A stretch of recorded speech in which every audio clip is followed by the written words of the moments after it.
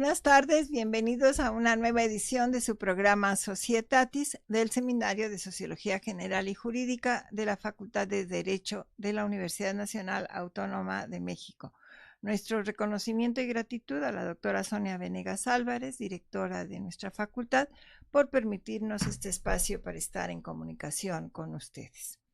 El día de hoy estamos muy contentos, nos acompaña el doctor Rodolfo Romero Flores, a quien agradezco mucho que haya aceptado estar hoy aquí platicando con nosotros de un tema verdaderamente muy actual, ¿verdad? Y que sin querer parece continuación del programa de la semana pasada, porque nuestros seguidores recordarán que hablamos sobre inteligencia artificial. Hoy vamos a hablar precisamente de inteligencia artificial en el caso de los implantes neurales. Pero antes de iniciar nuestra conversación, cedo el uso de la voz a Sarita, quien nos va a dar la síntesis curricular del doctor Romero. Por favor. Claro, buenos días. El doctor Rodolfo Romero Flores es licenciado en Derecho por la Facultad de Estudios Superiores de Aragón, maestro en Derecho con mención honorífica por la Universidad Nacional Autónoma de México, especializado por la Universidad de Castilla-La Mancha en Toledo, España, especializado en Justicia Electoral impartida por el Tribunal Electoral de Poder Judicial de la Federación, es doctor en Derecho por la Universidad Nacional Autónoma de México. Entre sus actividades académicas podemos encontrar que es profesor titular B de tiempo completo de la Facultad de Derecho de la Universidad Nacional Autónoma de México, docente mediante convenio de la UNAM en el Instituto de Estudios Judiciales del Tribunal Superior de Justicia del Distrito Federal y en el Senado de la República, miembro de la Federación Iberoamericana de Asociaciones de Derecho e Informática, representante de colegio y facultades de la UNAM ante el Consejo Asesor en Tecnologías de Información y Comunicación, de 2019 al 2025. Entre sus publicaciones podemos encontrar que es coautor del libro Voto Electrónico, Derecho y otras implicaciones, editado por el Instituto de Investigaciones Jurídicas de la UNAM en mayo de 2010. Coautor y coordinador del libro Jurismática, las nuevas tecnologías y el derecho, obra homenaje a la trayectoria del doctor Julio Telles Valdés, editado por la Universidad Autónoma de Nuevo León en noviembre de 2010. En lo que concierne a las conferencias que ha impartido a nivel nacional e internacional, destacan, durante noviembre de 2005, su participación como ponente en el IV Congreso Internacional de Derecho, organizado por la Universidad de Aquino, en La Paz, Bolivia. En junio de 2006 participó como ponente en la ciudad de Panamá en el 11º Congreso Iberoamericano de Derecho e Informática. En julio de 2011 participó como ponente durante el Foro para la Reforma del Estado de la legislatura del Congreso del Estado de Puebla con el tema Internet y campañas políticas. Y en octubre de 2011 participó como ponente durante el 16º Congreso Iberoamericano de Derecho e Informática en la ciudad de Buenos Aires, Argentina. En su experiencia laboral podemos encontrar que se ha desempeñado como asesor en el Consejo General del Instituto Federal Electoral y ha fungido como asesor en la Junta de Coordinación Política del Estado de México, realizando proyectos legislativos sobre nuevas tecnologías y derecho. Es coordinador de proyectos y vinculación a distancia de la División de Educación a Distancia de la Facultad de Derecho de la UNAM y en la actualidad se desempeña como coordinador del Centro de Cómputo de la propia Facultad de Derecho de la UNAM. Adelante, doctor. Gracias, pues muy buenas tardes a todas y todos. En principio agradecer a nuestra directora, la doctora Sonia Venegas Álvarez, que abra estos espacios de reflexión, sobre todo coordinados ahora por nuestra querida doctora Elsie Núñez Carpizo, a quien agradezco también la generosidad para invitarme a reflexionar sobre esta temática. Y yo digo reflexionar porque son temas, digamos, relativamente jurídicamente recientes, temas jurídicos emergentes que finalmente pues nos obligan desde el punto de vista del derecho a abordar esta temática y explicarle un poco a la comunidad. Vamos a continuar. Nuestros seguidores recordarán que estuvimos hablando sobre inteligencia artificial, entonces vamos a centrarnos en la segunda parte, que espero que recuerden lo que dijimos la semana pasada sobre inteligencia artificial. Obviamente la pregunta inicial sería, ¿qué son esos implantes neuronales? Y sobre todo, ¿cuál es la función principal o qué nos va a pasar con ellos? Me gustaría reflexionar en principio sobre lo siguiente, doctora. Hace algunos años, cuando abordé la lectura de Isaac Asimov llamado El hombre del bicentenario, una lectura de ciencia ficción pero con profundas implicaciones en lo jurídico, este escritor yo creo que hablaba de un concepto muy interesante en esa obra llamado El hombre del bicentenario, y hablaba de algún concepto desde la ciencia ficción que se llamaba cerebros positrónicos. Cuando hablamos de cerebros positrónicos es algo que desde la ciencia ficción lo veíamos muy lejano en el tiempo, pero que hoy particularmente con los implantes neuronales, la neurotecnología y los llamados neuroderechos, pues obviamente cobra vigencia y deja de ser un tema de ciencia ficción y se convierte en una realidad tecnológica. Y esto, doctora, nos llega, Sarita, gracias, nos lleva a hablar de neurotecnología. ¿Y qué es la neurotecnología? Bueno, básicamente es un campo interdisciplinario que aborda particularmente la neurociencia y fundamentalmente el uso de la tecnología, es decir, la aplicación de la tecnología a los estudios sobre neurociencias, que es básicamente el estudio de todo el sistema nervioso, especialmente el cerebro humano. Y entonces hablamos de neurotecnología. Y cuando hablamos de neurotecnología, entonces tenemos que hablar de implantes neuronales. Y la neurotecnología desde la inteligencia artificial, pues también tiene implicaciones muy profundas. Yo diría que la neurotecnología tiene implicaciones no solamente médicas, sino también implicaciones jurídicas, implicaciones de bioética, y si hablamos del mundo del derecho, hablaremos del derecho a la privacidad. Y hoy podríamos hablar en un momento dado también de lo que es específicamente el IA o la IA aplicada a la neurotecnología en el uso de dispositivos electrónicos. Y bajo este contexto, doctora, y a su pregunta, ¿qué es en sí entonces un implante neuronal? Bueno, pues es un dispositivo efectivamente electrónico que nos permite en un momento dado, digamos, interactuar directamente con el cerebro humano, con el propio sistema nervioso, donde el propio sistema básicamente puede tener un carácter intrusivo, puede ser exterior, puede ser interno y puede ser algo completamente intrusivo como es colocar ese dispositivo electrónico en la corteza del cerebro. Es decir, implantes corticales. Más adelante, si quiere, abordamos la tipología de lo que es la neurotecnología y lo que se ha ido desarrollando. Pero esto me lleva a varias reflexiones, doctora, si usted me lo permite. ¿Cómo proteger ahora mis datos personales a partir del uso de la neurotecnología? Es decir, hablamos de una nueva categoría de derechos llamados neuroderechos. ¿Cómo en un momento dado, particularmente, se va a procesar esa información? Si la información va a ser una estructura de datos dentro del cerebro que alguien puede leer y que puede abordar, o si en un momento dado esa nueva información que se procesa permite saber si esos datos personales, neuronales desde luego, me siguen perteneciendo o ya son procesados por el dispositivo electrónico, y esto implica cómo protejo mi privacidad mental en la época de la inteligencia artificial. Es que parece que estamos hablando del mundo futuro, de esas películas, ¿no? De ciencia ficción, sí. Pero aquí tendríamos que decir que la ciencia ficción ya nos alcanzó, ¿no? De alguna manera, porque si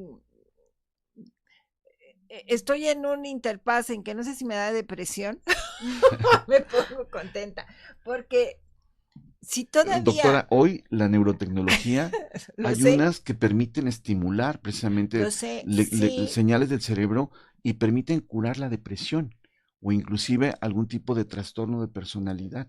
Sí, porque pues seguramente tú lo conoces al doctor Edgar Corso, que también está en estos rumbos, y yo creo que ahí se juntan y luego hacen sus reuniones sobre estos temas. Por eso sé del tema, bueno, cuando menos el título, porque en alguna ocasión que estuve con él.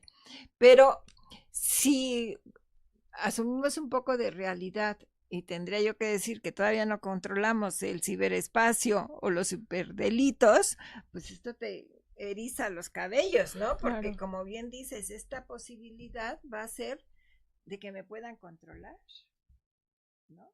Para hablar mal y pronto, te implantan ahí quién sabe qué cosas, y yo me imagino que estos están haciendo experimentos ya en diversos países, ¿no? Sí, definitivamente podemos decir que uno de los desarrollos de neurotecnología más intrusivos, que inclusive se colocan en la corteza cerebral, es el de Neuralink. Neuralink es propiamente un desarrollo tecnológico impulsado por Elon Musk, que finalmente la FDA que es la Agencia de Drogas y Alimentos de Estados Unidos, ya autorizó el uso de dispositivo cortical de Neuralink en un ser humano. Es decir, ya la implantación de chips de radiofrecuencia están regulados en Estados Unidos desde el año 2005, hace más de 20 años, hace 2 décadas, ya la FDA autorizó, ok, es factible implantar chips en mascotas, sí, para efectos de trazabilidad o de rastreo, pero también ahora se pueden implantar en seres humanos esos chips de radiofrecuencia, un poco lo que es el famoso Berry Chip, que también la FDA también lo autorizó ya hace bastantes años. Y ahora, hace precisamente el año pasado, la FDA autorizó a Neuralink la implantación propiamente de chips corticales o dispositivos electrónicos para generar neurotecnología, lo cual nos lleva a un siguiente estadio. La inteligencia artificial ha sido utilizada esencialmente, la que conocemos, es una inteligencia artificial generativa. La mayor parte de ella basada en textos predictivos bajo patrones o modelos. Esta es una variable de la inteligencia artificial que se llama Deep Learning Machine o aprendizaje profundo, como se le llama. Este Deep Learning Machine lo que hace fundamentalmente es una variable o una subcategoría de la inteligencia artificial que hasta este momento no es intrusiva, no es intrusiva. Podemos tener textos predictivos, nos puede ayudar un poco en el ejercicio de la abogacía, puedes generar un chatbot. Estoy pensando en una tontería, te voy a interrumpir. Sí, doctora. Lo voy a decir porque lo estoy pensando. El conocimiento, lo que tienen que estudiar mis alumnos y tus alumnos para el examen. Ah, sí, doctora. Sí, es algo que se ha estado analizando. La Universidad Tecnológica de Sydney, a través de algo llamado D-Wave y Synchron, esencialmente Synchron, hoy están buscando que esencialmente los dispositivos propiamente de neurotecnología estimulen nuestra capacidad de memoria, nuestra mejora en nuestros procedimientos cognitivos, los procesos cognitivos, y también, ¿por qué no?, aumentar el rendimiento humano a partir de chips propiamente neuronales. Entonces, doctora, sí está previsto eso, y en un momento dado creo que llevaría al ser humano a un siguiente estadio, a un siguiente nivel, utilizar tecnología para mejorar nuestro rendimiento en el procesamiento de información que genera el cerebro. Y entonces los australianos tienen ya varios años en ese tema. No solamente hay dispositivos de neurotecnología completamente invasivos. Los que desarrollan en Australia no son invasivos, son a través de audífonos, a través de algún tipo de implante externo, pero que finalmente no invaden la corteza del cerebro ni el propio sistema nervioso. Hay otros sumamente invasivos como es el de Neuralink. Entonces podemos hablar de diversas categorías de tanto intrusivos internos con cirugías o neurocirugías muy complejas, hasta algunos completamente externos que lo que buscan es, por ejemplo, inclusive atender tratamientos como el Parkinson. Hoy el Parkinson se podría tratar con ese tipo de implantes neurotecnológicos y buscar que entonces los efectos de esta enfermedad crónico-degenerativa se atemperen, se atenúen con el uso de la neurociencia. Pero esto nos lleva también, doctora, a temas de bioética. Claro, por supuesto, ¿no? Sí. Claro. Igual, bueno, antes de entrar al programa había visto una noticia en la que mencionaban que justamente estos implantes neuronales ya sirven, bueno, hicieron un experimento en el cual estos mismos ayudaron a que dos estadounidenses pudieran volver a hablar. Entonces creo que ya es muy impresionante el nivel de bueno, la magnitud a la que están llegando ya los implantes neuronales, porque como mencionábamos, era algo que hace años no lo veíamos posible y ahora sentimos que el futuro nos está alcanzando. Sí, Sara, y fíjate, Sara, que en un momento es bien interesante lo que ha desarrollado, por ejemplo, la Universidad de Utah, con la matriz de Array que se le llama, donde finalmente ellos han buscado también impulsar dispositivos o desarrollar dispositivos neurotecnológicos que buscan mejorar la movilidad de las personas que han tenido o eventos de, digamos, cerebrovasculares, derrames cerebrales propiamente, que a veces nos deja sin movilidad, con problemas de habla, o inclusive personas con parálisis total, que puede el dispositivo leer sus pensamientos y traducirlo en texto para que la gente se pueda comunicar. La gente que tiene problemas de habla profunda, particularmente gente que tiene problemas de sordera profunda, hoy esencialmente pueden transmitir sus pensamientos a través de la inteligencia artificial. Inclusive hay uno que se llama Synchron, que lo que hace es coordinar y, digamos, sistematizar el pensamiento humano con el ChatGPT actualmente, esta herramienta de IA generativa, coordina o digamos vincula ChatGPT con Synchron y permite que la gente utilice la herramienta con comandos básicos cuando tiene problemas de movilidad total. Entonces, son gente que ni siquiera puede mover un dedo, no puede mover una mano, mucho menos puede hablar, a veces puede ver, pero inclusive lo que hace es esa herramienta proyectar sus pensamientos en una computadora a través de lo que se llama BCI, Brain Computer Interface. Ahora es un concepto nuevo en materia de neurotecnología. Esta interfaz cerebro-computadora que permite entonces la lectura de sus pensamientos. La lectura de sus pensamientos. Y entonces aquí vamos al tema, ¿están de acuerdo? Claro. Privacidad. Privacidad, sí. ¿Quién va a proteger mis neurodatos a partir de esa neurotecnología? ¿Y cómo se garantiza mi derecho a la privacidad jurídicamente? Es un tema bioético, pero es un tema profundamente jurídico. Además, siento que estamos siendo, y tú especialmente, positivo, ¿no? Estamos hablando de usos positivos, Sí. pero no podemos dejar de pensar que esto tiene una trascendencia brutal con un Sí. uso no adecuado, ¿no? Sí, gente que, por ejemplo, por cuestiones de nacimiento, tiene, digamos, limitantes en su capacidad de habla, que nunca se ha podido comunicar con alguien. Hoy la neurotecnología permite que esas personas puedan tener una proyección, ya no solamente a través del lenguaje de señas, sino que puedan tener una proyección de su pensamiento y de sus ideas a través de una computadora utilizando inteligencia artificial. Claro, pero cuando pensamos en eso, ¿no? Nosotros preocupados aquí, dices estas cosas mínimas, cuando esto es lo que está pasando en el mundo real, ¿no? Y que muchos países están con esto, ¿no? Es que es impresionante. Pues como usted menciona justamente de que, o sea, esto ya implica una invasión a la privacidad. ¿Cuál es el límite? ¿Cuál va a ser el límite? Y, o sea, la tecnología va muy rápido y nosotros nos estamos quedando atrás. Y O sea, además, Sara, jurídicamente, perdón, ¿qué proteger? La lectura de mis datos neuronales y de mi pensamiento, la lectura, o proteger la estructura de mis neurodatos, o proteger el procesamiento de mis neurodatos a través de una herramienta tecnológica. ¿Qué es lo que debo proteger? ¿La lectura, la estructura, o propiamente el que sea compatible con esa tecnología? Porque ahora vamos al siguiente tema. Esa información que se genera me permite introspectivamente saber que sigo siendo yo o sigue siendo una nueva identidad que ahora me ayuda de forma híbrida con tecnología a procesar mis datos neuronales. ¿Sigo siendo Rodolfo Romero? ¿Sigue siendo Elsie Núñez Carpizo? ¿O se trata de una nueva persona híbrida a partir de neurotecnología? Y entonces se pone en crisis introspectivamente mi nivel de identidad jurídicamente. Y decir, individualmente. claro, Yo soy yo. sí, de yo soy yo, es la máquina, o es la ¿quién máquina, es quién? o es la máquina. ¿Quién es mi yo ahora? Sí. Exactamente. Entonces me pone en crisis el alcance de mi concepto jurídicamente de identidad. Nosotros definimos a la identidad como una serie de cualidades atributivo-informacionales que me permiten diferenciarme en una sociedad de masas. Claro. Esos elementos atributivo-informacionales pues son mi nombre, mi lugar de origen, donde nací, fundamentalmente a qué me dedico, no mi profesión, son datos personales. Pero ahora tenemos neurodatos y esos datos son todavía profundamente más míos que de otra persona, en teoría. Si es que alguien me ayuda un poco con la estructura de bases a través de una arquitectura de inteligencia artificial, y entonces ¿a quién le pertenece? ¿A la compañía? ¿O me siguen perteneciendo a mí? Porque gran parte de esa información se puede ir a una nube informática también, ¿no? Claro.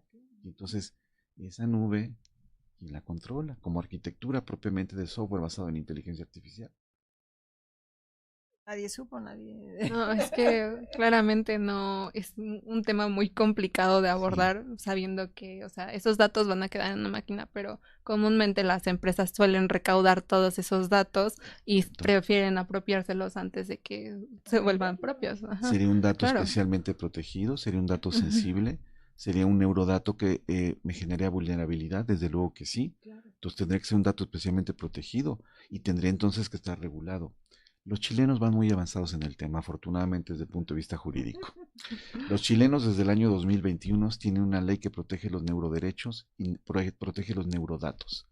Habla del desarrollo de la neurotecnología y fundamentalmente lo que se produce con ello, que son neurodatos, y esos datos deben estar protegidos.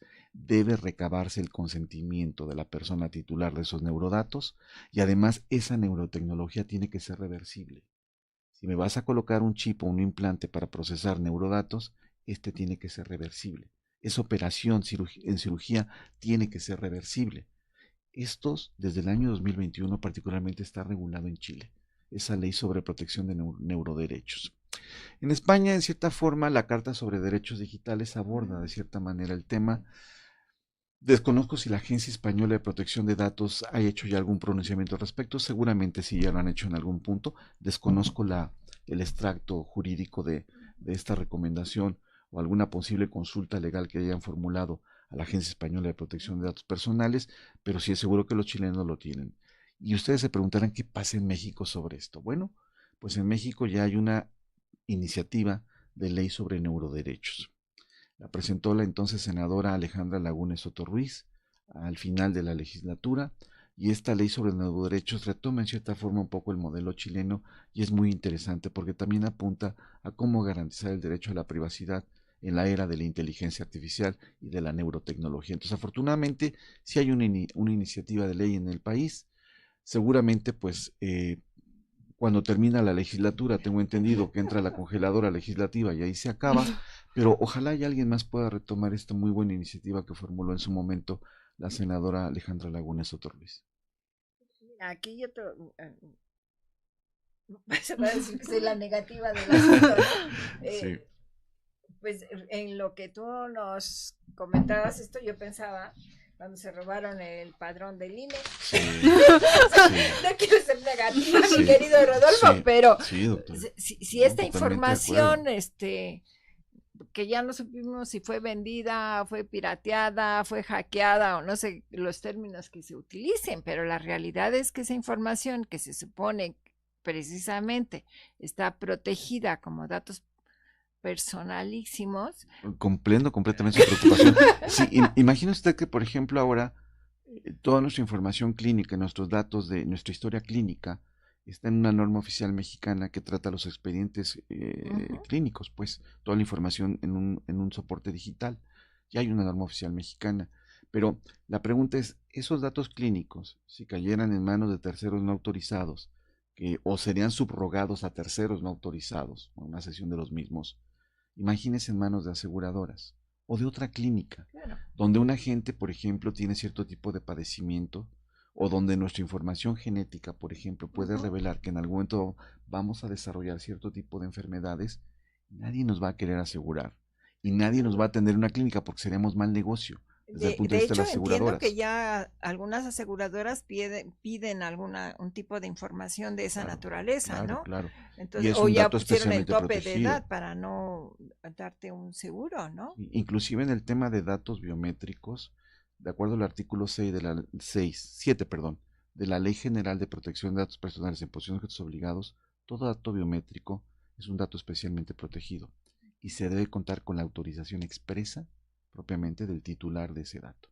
Aquí tendríamos que tener el consentimiento del titular de los neurodatos, claro, protegiendo esos bajo un esquema de neuroderechos. Claro, que por eso la nueva CURB ha causado tanto revuelo, sí, porque es precisamente este tipo de información, ¿no? La correcto, que van a tener. Y si ya se piratearon, porque vamos a suponer o a pensar que los servicios de, no sé, de control o de no sé cuál es la palabra adecuada, de vigilancia, ¿no? De esa información, pero pues no podemos controlar a los hackers, a los de estos que por lo que hemos conocido, y eso una parte, pues a grandes instituciones en el planeta las han hackeado, ¿no? ¿Quién vigila al vigilante? Esa es la gran pregunta siempre.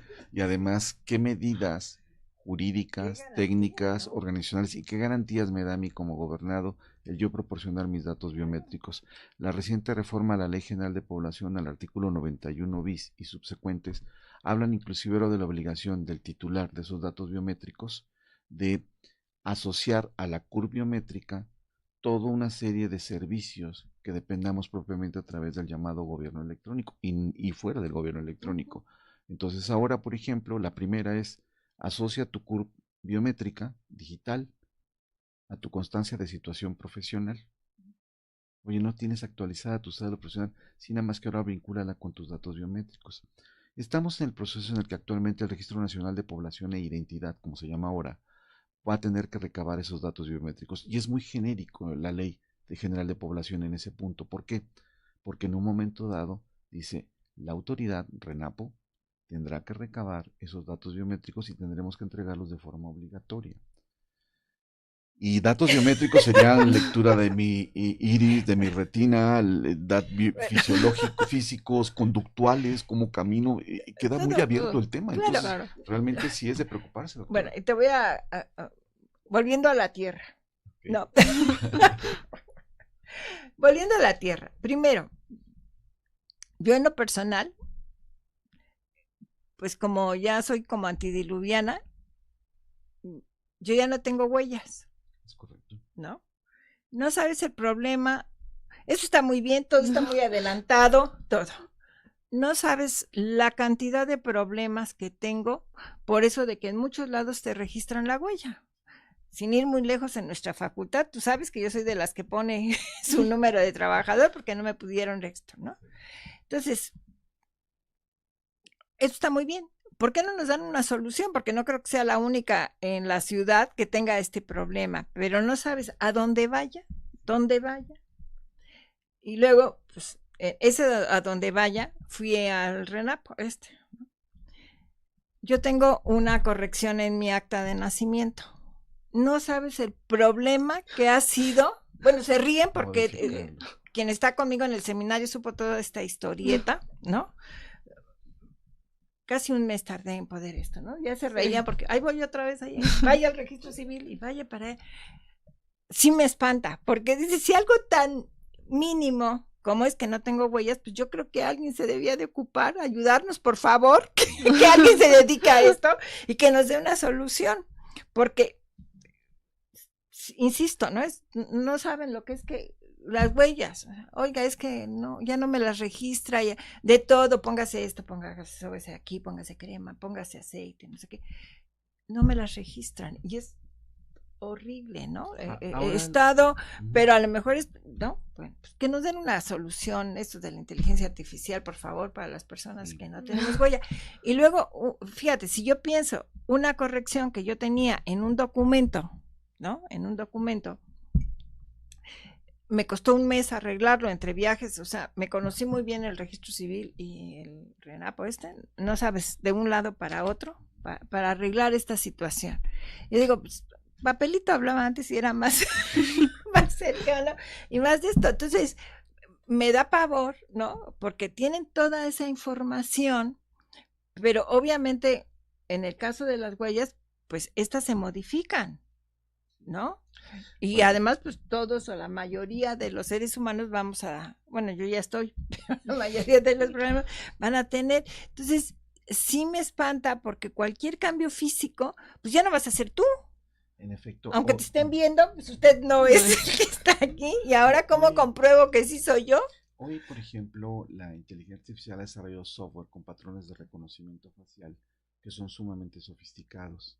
Permite no solamente identificar rasgos faciales que son únicos, sino que además también esos patrones de reconocimiento generan el famoso testigo de vida. Es decir, lo que me estás presentando es bidimensional o es tridimensional. Claro. Y genera patrones tridimensionales, donde nuestra forma de nuestra cara es prácticamente única. Y entonces ya si tenemos el problema con lo que son los de contacto, que son huellas dactilares y reconocimiento, vamos a patrones faciales de reconocimiento, que además me da una temperatura con la inteligencia artificial. Me dice, mira, Rodolfo, trae 35 grados. Si es una persona viva, no me están presentando, no es un humano, exactamente. Entonces, hoy la tecnología ha llegado a ese punto o a ese estadio en el cual permite una identificación única de los seres humanos, pero como usted dice, conlleva toda una reflexión sobre quién va a resguardar esas bases de datos biométricas, que además van a ser de un volumen impresionante. Si ya la base de datos del claro. padrón que tenía 15 datos básicos, ¿no? Cómo me llamo, dónde nací, etcétera, mi clave de lector, si ya esos 15 datos generaban un volumen de información impresionante en manos del Registro Federal de Electores, propiamente del INE, hoy Sí, imagínense ustedes bases de datos biométricas con lectura del iris, de retina, de la voz, inclusive patrones de reconocimiento conductual. ¿Cómo camino? La forma de caminar de una persona es única y eso es un patrón de reconocimiento, pero atención, hoy que ha habido manifestaciones en todo el país y marcha en el Zócalo, cualquier gente que utilice una inteligencia artificial basada propiamente en rasgos biométricos conductuales, sabría que Rodolfo iba caminando entre 10,000 gentes o entre 100,000 gentes ahí. Oye, ¿sí estuvo en la marcha? Sí, sí ahí estuvo. estuvo. Ahí lo vamos. Cuando se le da un uso Claro, negativo, por eso te particularmente digo, ese elemento biométrico. no, y yo soy tan antigua que eso que dices me pasó en un banco.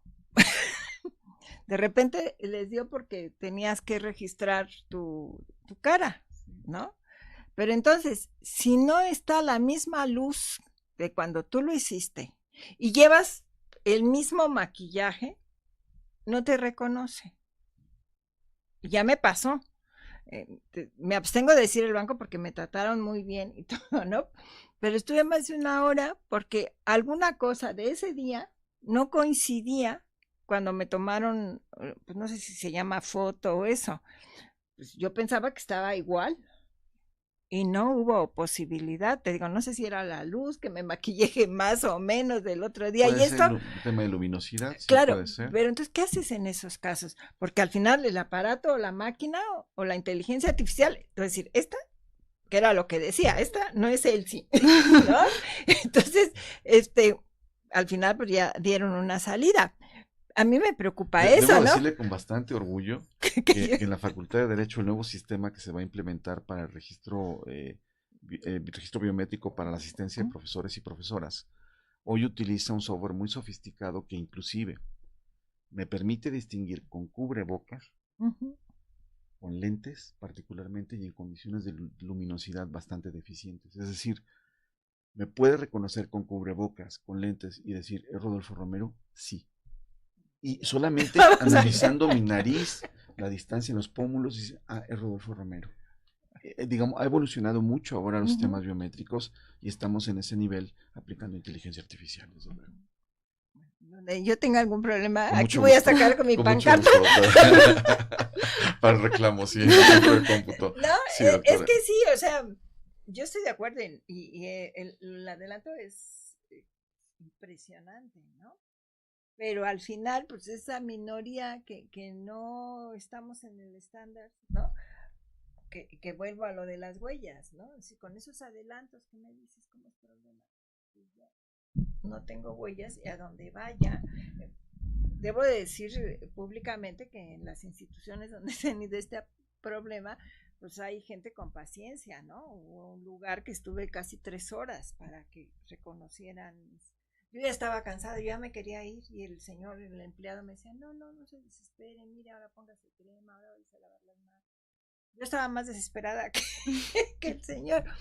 Pero sí dices, bueno, ante estos adelantos, ¿cómo podemos solucionar estas cosas que se van a dar? O a lo mejor esto ya va a estar tan sofisticado que ya no voy a tener Es parte, problemas, que doctora, espero que del sea debate así, que sigue abierto sobre el ¿no? tema de las implicaciones de que, por ejemplo, ahora yo estoy cierto que el RENAPO va a tener que elaborar documentos de seguridad donde nos diga, a ver, mira, va a haber estas medidas técnicas, va a haber en este caso quién administre estas bases de datos biométricas, toda la consulta al mismo, tiene que haber un registro en tiempo real, una bitácora, quién accede y por qué accede, por qué ingresaste a los datos o neurodatos de Rodolfo Romero, debe haber un registro. Entonces, el documento de seguridad lo que me permite es aterrizar esa garantía de que el dato va a estar especialmente tutelado, protegido jurídicamente, protegido tecnológicamente y protegido dentro de una institución. Entonces tendría que haber un titular o un responsable de cuidar esa base de datos, ¿no? Un responsable de datos personales, sobre todo dentro de la propia institución, que me garantice jurídicamente que no va a haber un mal uso de ellos, ¿no? Así es.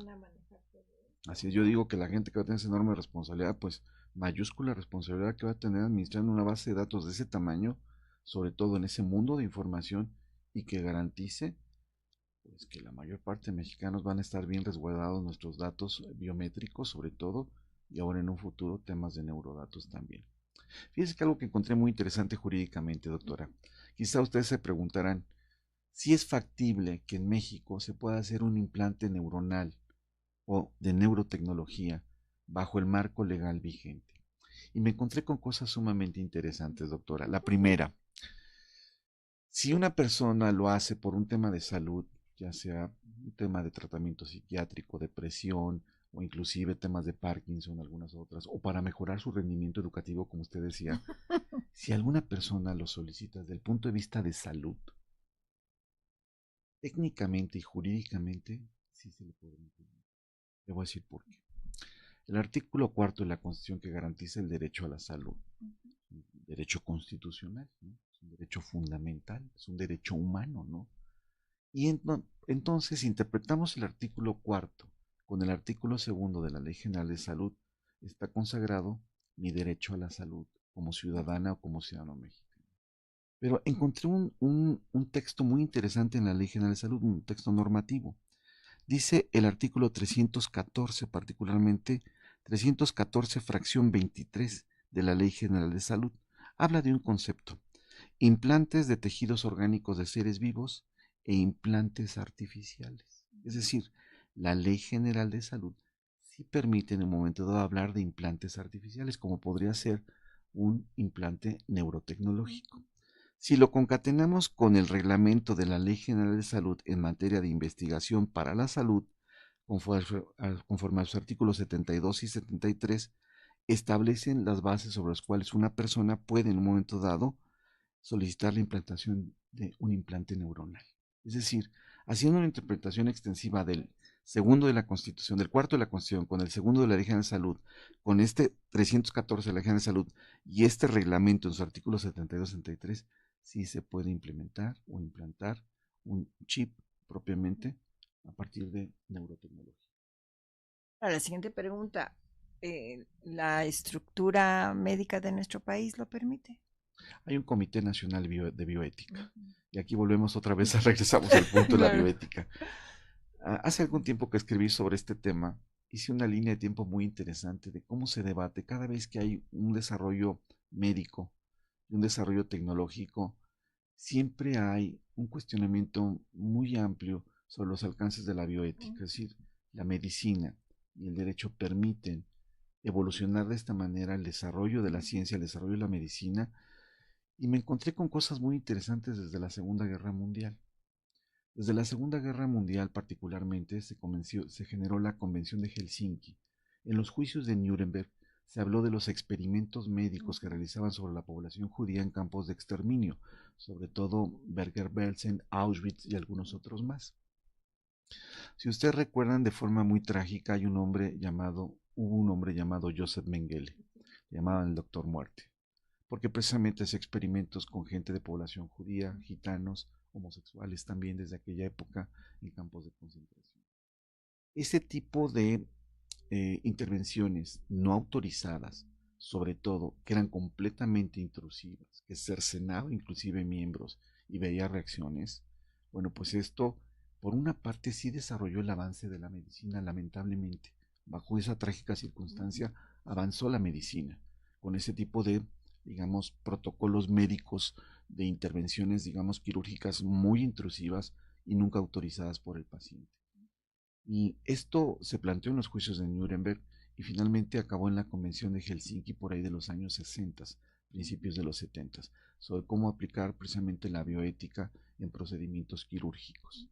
Y surgió el debate de la bioética en ese momento.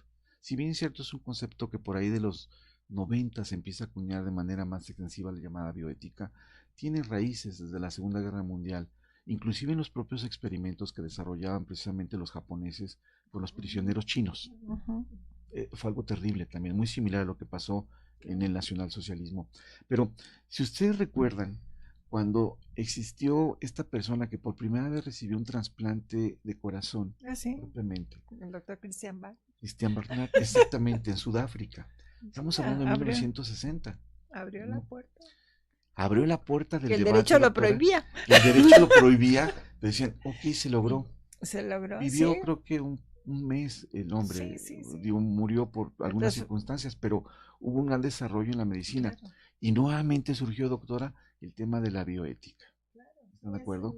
Es un punto que no debemos de olvidar, ¿no? Sí. Y que obviamente nuestros alumnos tienen que responsabilizarse, ¿no? Por eso la inclusión de la ética profesional en estos nuevos planes de estudio, Algo ¿no? que vi, miren, cuando se dio el tema de la clonación de Dolly, en los años Dolly, 90, sí, de la oveja sí. Dolly, que murió por algún tipo de circunstancias ahí crónico-degenerativas. La oveja creo que vivió alrededor de 5 años Sí, y fue sufrió de largo. eutanasia. Cuando se clonó a Dolly y a partir de ello y digamos de la información celular que ella tenía de una oveja que fue la donante, se clonó esta oveja y surgió nuevamente el tema, clonación de seres humanos. Y inmediatamente la Organización Mundial de la Salud generó una serie de guías y conceptos básicos sobre el tema de bioética, prohibiendo estrictamente la aplicación de la clonación en seres humanos. Si nos vamos más adelante en el tema del corazón de Jarvix, donde una persona Sí, con un ¿no? corazón mecánico, Sí, particularmente sí. el doctor Jarvix, el Jarvix 7, Sí. un Tiene las dos, dispositivo ¿no? plástico que se le Sí. implanta para que funcione una persona. Creo que vivió esta persona 3 meses y murió por complicaciones. Hace poco se debatía éticamente si un cerdo donante Sí, podía fuera. dársele, Sí, vi implantarle la noticia a un propiamente ser humano. Sí. a una persona que inclusive había tenido antecedentes penales y decían, no se lo merece. Y tú decías, no, pues porque no, tiene que vivir el hombre, Y ¿no? va a adelantar. Y al final Sí, es sí, pues sí. bioética. Entonces, ya por ejemplo, la UNESCO en el año 2021 y después en 2024 actualizó una recomendación sobre el uso de la ética en la inteligencia artificial. Ya, realmente se queda uno sorprendido, Nada. mi querido Rodolfo, ¿Qué? pero ya sabes que el caballero que está enfrente ya casi nos está diciendo que ok. nos tenemos Bueno. que ir. ¿Tienes algún comentario? Sí, un último comentario. Yo creo que justamente ahí empieza la importancia, la relevancia de del proceso legislativo, porque como menciona, es importante no dejarlo a un lado, sino que, o sea, ya se están dando todos estos cambios y ahora, ¿qué esperamos? ¿Qué tenemos que esperar para que ya haya una legislación que aborde todos estos temas? Igual y no lo va a abordar todo completamente, pero sí al menos tener un escrito un poco en el cual poder basarnos y irlo complementando conforme vaya pasando el tiempo, porque estamos viendo que la tecnología está avanzando y no puede ser que nosotros nos quedemos atrás. Es importante que la tecnología siempre vaya de la mano con nosotros y no nosotros ir arrastrados por la tecnología. Desde luego, Sara, completamente de acuerdo. Quitar esa imagen, ¿no? Que el derecho siempre va corriendo atrás y no alcanza. En una carreta. Sí, no, uno va en patines y otro va. Pues mi querido Rodolfo, te agradezco infinitamente que hayas estado, nos has abierto los ojos a estas cosas tan modernas que ni tiene uno idea de lo que está pasando, ¿no? De lo que realmente está desarrollándose. Y como bien dices, a lo mejor los orígenes de todos estos avances no son muy positivos, sobre todo en medicina, que siempre han sido contra derecho o violentando el derecho, pero que ahora ya hay mayores instrumentos y mayores posibilidades, ¿no? Te agradezco de verdad infinito, ¿verdad? Estos temas que sé que son de tu especialidad y que obviamente hemos visto tu formación en estos puntos tan interesantes. A quienes nos acompañaron el día de hoy, les agradezco infinitamente.